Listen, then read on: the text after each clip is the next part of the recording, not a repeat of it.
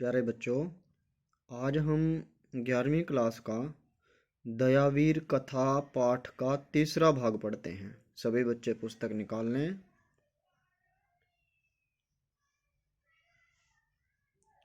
तथा संकटम दृष्ट्वा, इस पैरे को पढ़ते हैं आज हम।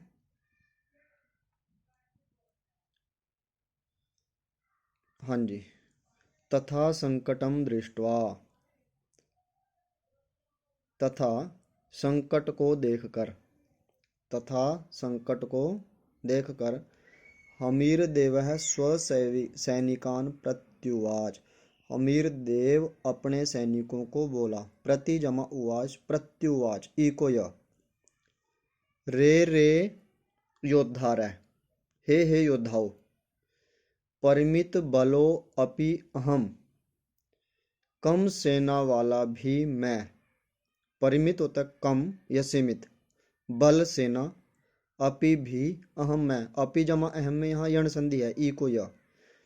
कम सेना वाला भी मैं, शरणागत करुणया, शरणागत पर दया के कारण, शरणागत पर शरण में आए हुए के ऊपर दया करने के कारण, प्रवृद्ध बलेनापि, अधिक सेना वाले के साथ, यमन राजेन, यमन राज के साथ, अधिक सेना वाले अधिक शक्तिशाली यमन राज के साथ, योत्स्यामि, युद्ध करूंगा। कम सेना वाला भी मैं, शरणागत पर दया के कारण अधिक सेना वाले यमन राज के साथ युद्ध करूंगा। ततो यूयम सर्वे दुर्गात बहि, तो तुम सब दुर्गात बहि, किले से बाहर, स्थानांतरम गच्छत, किसी और स्थान पर चले जाओ। त ऊचू, वे बोले, भवान निरपराधो राजा, आप बिना अपराध वाले राजा हो, आपने कोई अपराध नहीं किया है। शरणागतस्य, शरण में आए हुए की, यमनस्य, यमन के ऊपर या यमन की, करुणया, दया से, शरण में आए हुए यमन की दया से, संग्रामे मरणम अंगीकुरुते, युद्ध में तुमने मरना स्वीकार किया है, युद्ध में तुम मरना स्वीकार कर रहे हो। वयम भवतो जीव्य भुजय, हम आपके जीविका के ऊपर निर्भर हैं, यानी कि आप हमें जो वेतन देते हैं हम उसके ऊपर निर्भर हैं। कथम इदानीम भवंतम स्वामिनम परित्यज्य, किस प्रकार आप जैसे स्वामी को छोड़ करके, का पुरुष पदवीम अनुसरिष्यामे, कैसे आप जैसे स्वामी को छोड़ करके हम कायर पुरुष की पदवी को प्राप्त करें या अनुसरण करें। किंच श्वस्तने प्रभाते,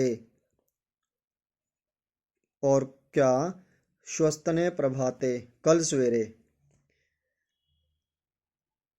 देवस्य शत्रुम हत्वा, आपके शत्रु को मार करके, प्रभो मनोरथम साधयिष्यामि, प्रभु के, आपके या स्वामी के मनोरथ को, मन की इच्छा को पूरा करेंगे। यमनस्तु अयम वराकः, और जो यह यमनराज है, यह बेचारा, स्थानांतरम प्रहीयताम, इसको बेचारे को किसी और स्थान पर भेज दो। यह यमन जो बेचारा है, इसको किसी और स्थान पर भेज दो। तेन रक्षणीय रक्षा संभवती, इससे रक्षा करने योग्य की रक्षा संभव हो सकेगी, इससे जिसकी हमने रक्षा करनी है उसकी रक्षा संभव हो सकेगी। यमन उवाच, यमन बोला, देव, हे राजा, किमर्थम मम एकस्य विदेशिनो रक्षार्थम, किस लिए मेरे अकेले विदेशी की रक्षा के लिए, सपुत्र, अपने पुत्र के साथ, कलत्रम, पत्नी के साथ, स्वकीय राज्यम, और अपने राज्य को, विनाशयिष्यसि, नष्ट कर रहे हो। किस लिए तुम मेरे अकेले विदेशी की रक्षा के लिए अपने पुत्र, पत्नी और अपने राज्य को नष्ट कर रहे हो। ततो माम परित्यज्य देहि, तो तुम मुझे छोड़ करके उसे दे दो, तो तुम मुझे छोड़ करके उसे दे दो। राजा उवाच, राजा बोला, यमन, हे यमन, मैवं ब्रूहि, मत ऐसा मत बोलो। माँ एवं ब्रूहि, ऐसा मत बोलो। यतः, क्योंकि भौतिकेन शरीरेण नश्वरेण, इस नश्वर भौतिक शरीर से, इस नश्वर भौतिक शरीर से, क्योंकि ये शरीर नश्वर है, भौतिक है, ये नष्ट होना ही है। चिरस्थितम लप्स्यमानम यश है, बड़े लंबे समय से स्थित प्राप्त किए करने वाले यश को वा परिहर्तुम समहीयते, कौन छोड़ना चाहेगा। कि इस भौतिक शरीर नश्वर शरीर के बदले लंबे समय तक टिके रहने वाले या प्राप्त होने वाले यश को कौन छोड़ना चाहेगा। कहने का मतलब है कि शरीर तो नष्ट होना ही है, और यश जो है वो मनुष्य का यश जो है, जो प्रसिद्धि है, वो कभी भी समाप्त नहीं होती। इस पैरे को एक बार बच्चों दोबारा देख लो। तथा संकट को देखकर हमीदेव ने अपने सैनिकों को कहा, हे योद्धाओं, कम बल वाला भी मैं शरणागत पर दया के कारण अधिक सेना वाले यवन राजा के साथ युद्ध करूंगा, तो तुम सब किले से बाहर किसी और स्थान पर चले जाओ। वे बोले कि आप बिना अपराध के राजा हो, जो शरण में आए हुए यवन की दया के कारण युद्ध में मरना स्वीकार कर रहे हो। हम आपकी जीविका का या आपके वेतन के ऊपर निर्भर हैं। कैसे अब हम आप सबको, आप जैसे स्वामी को छोड़कर कायर पुरुष की पदवी प्राप्त करेंगे। और क्या, कल सवेरे आपके शत्रु को मार करके हम आपके मन की इच्छा को पूरा करेंगे। यमन तो बेचारे, इस बेचारे यमन को तो किसी और स्थान पर आप भेज दो, इससे रक्षा करने योग्य की रक्षा संभव हो सकेगी। यमन बोला, हे देव, किस लिए तुम मेरे अकेले विदेशी की रक्षा के लिए अपने पुत्र पत्नी और अपने राज्य को नष्ट करोगे, तो तुम मुझे छोड़ करके उसे दे दो। राजा बोला, हे यमन, ऐसा मत बोलो, क्योंकि ये शरीर नष्ट होने वाले शरीर के बदले या शरीर को छोड़कर लंबे समय तक स्थित रहने वाले या प्राप्त होने वाले यश को कौन छोड़ना चाहेगा, अर्थात कोई नहीं। अगला पैरा, किंच यदि मन्यसे तथा निर्भय स्थानम त्वाम प्रापयामि, यदि तुम कुछ मानते हो तो मैं तुम्हें निर्भय स्थान पर प्राप्त या पहुंचा देता हूँ। यदि तुम मानते हो तो मैं तुम्हें निर्भय स्थान पर पहुंचा देता हूँ। यमनुवाच, यमन बोला, राजन, हे राजा, माँ एवं ब्रूहि, ऐसा मत बोलो। माँ एवं मैवम, ऐसा मत बोलो। सर्वप्रथमम मया एवं विपक्ष शीर्षि खड्ग प्रहार कर्तव्य, सबसे पहले मुझे ही शत्रु की सेना पर या शत्रु के सिर के ऊपर तलवार से प्रहार करना है।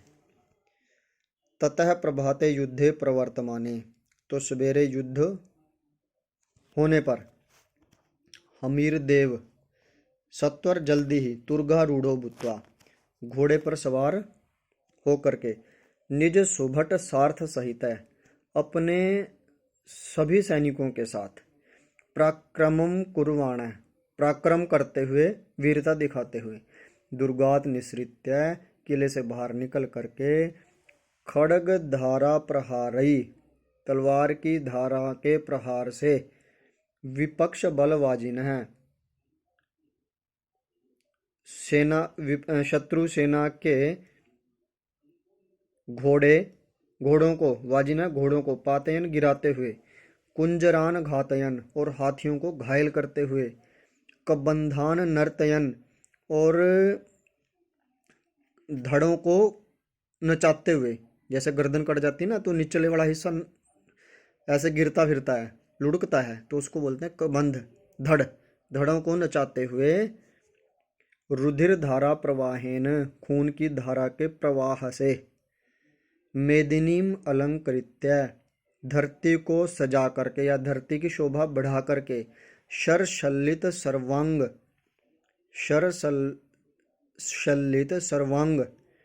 बाणों से बिंधा हुआ सारे शरीर वाला, शरशल्लित सर्वांग, बाणों से बिंधे हुए सारे शरीर वाला, तुर्ग पृष्ठे, घोड़े के पीठ के ऊपर, त्यक्त प्राण है,